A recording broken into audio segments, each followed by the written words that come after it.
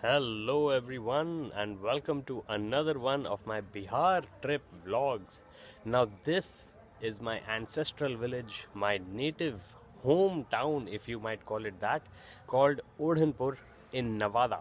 It's right before the main town of Nevada on the Patna-Ranchi highway, which we will be using tomorrow to go and attend a wedding in the family, and we will be going to Ranchi and coming back here on Friday, and I'll spend Saturday over here as well, and then we will go uh, for a tour of both Gaya, and we will try and capture the Rajgir glass bridge that is so famous these days before we go to Gaya.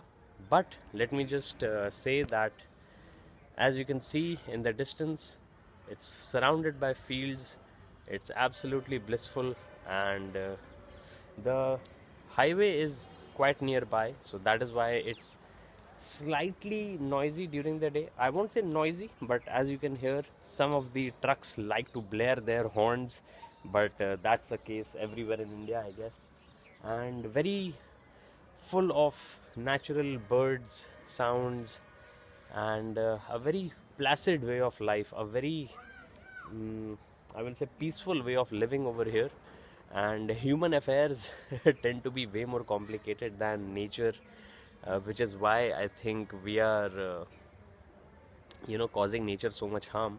But philosophy aside, uh, I think it's nice to reconnect with our roots once in a while, and I think as often as possible we should try and get back to where you once belonged, as the Beatles sang. And in this way, uh, I might have been a person who moved away from his roots very early in life, but I will try and make sure that my daughter does not forget her Bihari roots. I have not forgotten my Bihari roots, but like I said, I was disconnected with them for the most part of my life, and only now, with the resurgence of a sort of pride in claiming your homeland, I think I want to encourage Advitya to learn Bhojpuri, to be a part of the progress of Bihar. And speaking about Bihar's progress, Bihar tourism has done an awesomax job with most of the places we visited.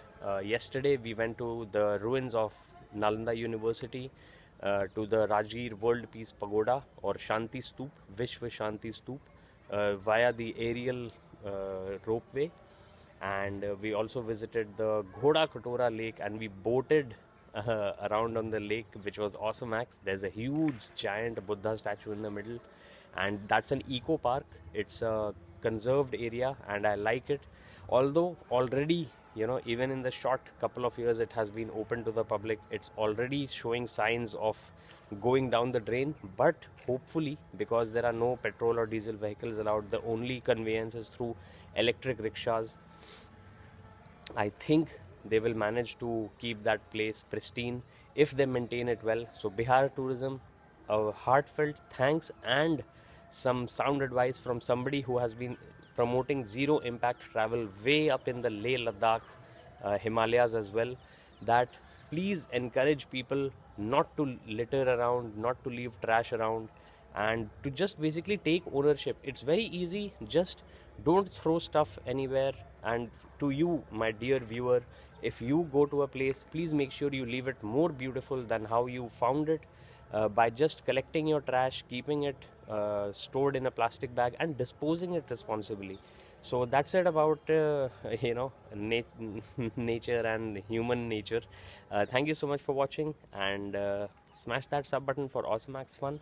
I guess I will be going for a round in our fields later in the evening, but that's something to be shared in a different video at a different evening sort of time. It's the high afternoon right now. The sun is here, and I think evening falls even faster in the hinterland than it does in the urban areas. At least it seems that way, even though geographically, of course, we are defined by being more towards the east, and that is why, because I live in Noida, the evening falls at a quicker time than we are used to. Also, talking about geographical and earth characteristics, global warming, man, climate change is so real, because in our 40-year odd lifetime, seems so long, we were making projects about global warming and how it will destroy the earth, and it is happening right now. There is so much heat even in the first week of December that it's nearly unbearable to stay in the sun very long, although thankfully right now it feels okay. So thank you so much for watching, and try and think about what I said.